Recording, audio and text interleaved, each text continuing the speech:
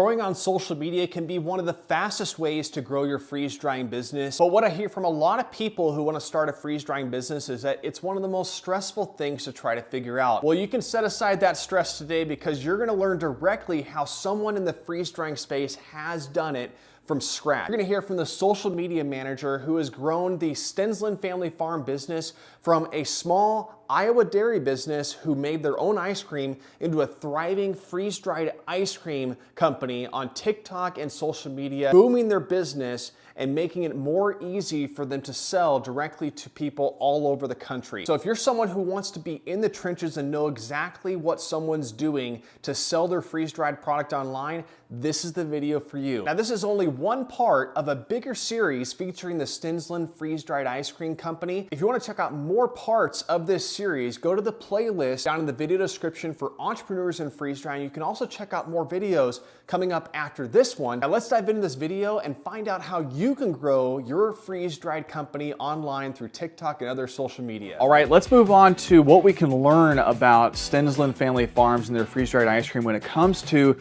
social media. How do they grow their sales both online, in retail and distribution, as well as shipping? Because as you grow your freeze-drying business, whether you're starting out small in cottage food or growing commercial like they have, and this is Kelton, the social media superstar of this great company. He also does all the fulfillment and shipping that you can see around here, which is quite the big task. So Kelton, how do you keep up with this? How did you fall into this position? And how do you keep yourself constantly learning and evolving so that you can keep up with this growth? I love editing videos.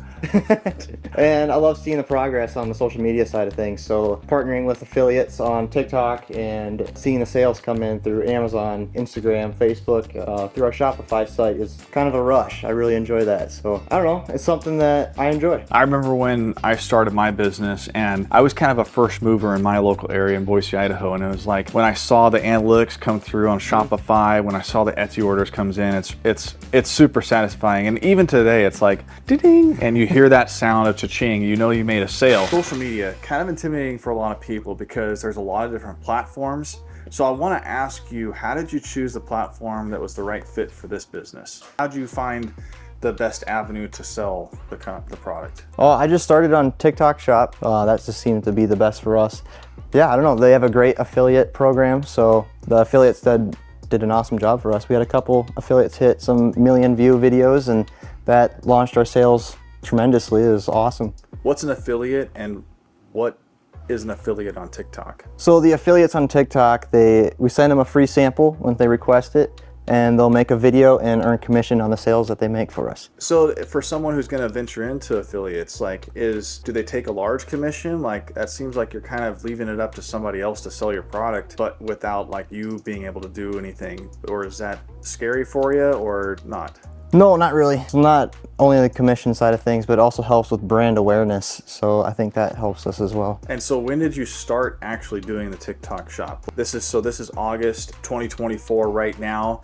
Like when did you start as of this time right now? Started in the beginning of June of this year, 2024. Wow. Okay, so very, very beginning. So are you experienced with TikTok enough to where you knew kind of what the strategy was going to be with this affiliate strategy? Not really. I dabbled in it a little bit, my own just personal videos on my personal page, but moving into the business side of things, I learned a lot through just YouTube videos and went from there. So it's totally doable with the right partners. Yeah, so 2 months, maybe 3 months long. Like, can you give us a ballpark of like what type of success you've seen so far? Like how many actually shipped orders have you sent out? About 2.5 thousand. Wow. Yeah. That's impressive. So that's the power of social media. Yep. How does someone get into making a TikTok video? It seems kind of like it's overcomplicated because do you have to have the right equipment? How do you make sure you're doing all the editing? Like, how do you make it easy for yourself? You can just do it on your phone. You don't need a camera, I don't think. So it's not until you get further into it to get your higher quality videos, but I don't know, I think you just do it with your phone and you can stick to using CapCut to editing your videos, and just having content and the right affiliates is huge. Now, do you know these affiliates, or do you just like know them personally, or are they just people on TikTok that sell the product? Just random people on TikTok. Yep, I've never met them in my life. Awesome. You know, it can be intimidating to do TikTok. I have a TikTok account, but you know, I've done very little because it's just like, man, I'm not doing the right cuts, I'm not doing the right editing, and maybe I'm not using the right tags. So what's like common mistakes that people make going into it they can overcome based on the advice that you're going to give today? Just keep it simple. Don't overcomplicate it. People love to watch the flukes and the mess ups and just entertainment overall. Yeah. So there's really not a mistake to be made on social media. No. Other than maybe giving your social security number. Yeah. Don't show any shipping labels with addresses or nothing. That's a good one.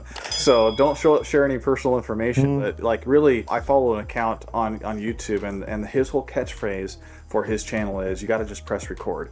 You got to just sit there and record yourself packaging items, making your product, and you'll have a video, and some people watch it, some people won't, but you're never going to learn how to do this unless you start trying it. All right, let's talk about shipping and logistics, because now that we have a TikTok order, the affiliates are selling for you, you've got all these orders coming in, plus you have your wholesale. How does someone figure out how to ship their product? How do you know what type of size boxes and how much product will fit in it? Do you put different types of stuffing in there so that, you know, it's not going to get, because freeze-dried product is delicate. How do you make sure that things are not going to be, you know, crunched up during shipping? So tell us a little bit about the shipping part of it. How did you come up with shipping your product? Basically, what we decided to do is figure out how we want to sell it. So are we going to present it as a sample, a pack of 3? Are we going to do one single pack? And then what we did is we randomly grabbed boxes, put them in these boxes in size. Smaller the box, the better, to keep it tight, in our opinions, just for shipping costs and everything. And